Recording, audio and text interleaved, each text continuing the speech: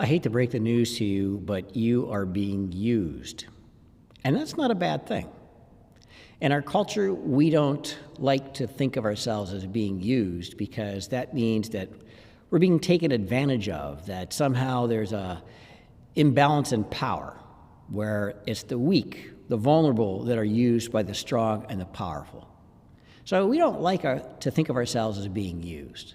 But what if it comes about that we are fulfilling the will of God, that we are an instrument, as we heard about in the Acts of the Apostles, where Ananias is trying to clue in God that maybe you don't want to use this Saul character because he's a bit of a bad apple.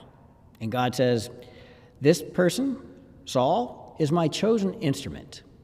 And anyone who has some experience with God will probably back off and say, okay, too bad for Saul. If you're going to be an instrument, you're in for a rough ride. And that's only partially true. Certainly, God did have plans for Paul/Saul, and did say that he was going to show him the suffering that he must endure for the sake of Christ's name, but Paul was okay with it in the end. Paul didn't change his character. He was a zealous pursuer of something, what he believed to be the truth. He might have been misdirected at first. God smacks him upside the head, redirects him. He bounces back with a new name, different direction, but basically the same character. Somebody that is trying to do the right thing and do so with very strong convictions and motivations. It allows him to endure much as his role of being an evangelist to the Gentiles. What about us? How are we with this role of being used by God? Are we even conscious of it?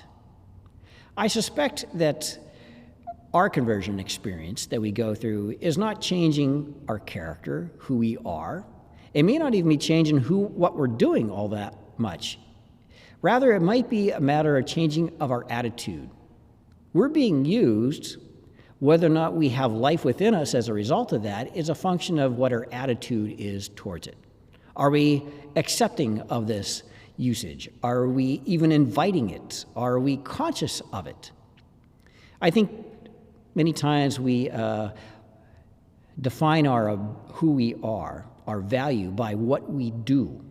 And there's all sorts of standards in our culture. If you're a street sweeper, you're not as important as a doctor or a lawyer or whatever it is. We have a messed up value system, and that affects our self-image. So if we are locked away in a prison or a nursing home, not able to do much, we might think that we can't possibly be instruments of God. But if our attitude opens us up to appreciate that somehow, in some capacity, we are bringing Christ into the world, in whatever role we have, then that's all that we need. That is glory enough, that somehow we are simply an instrument of God. To be an instrument means that we become an extension of the user. Anytime an artist has a good brush, or a blacksmith has a good hammer, or whatever it is, the tool becomes an extension of the user. And this is why Paul goes on to say that it's not him doing all these things, but rather Christ working through him. It is that understanding, that awareness that allows Paul to undergo all the work that he's doing, as painful, as much of a struggle as it may be, because he knows that Christ is doing the work through him, that he becomes an extension of God. He brings the incarnation into existence in a new way, in a new capacity.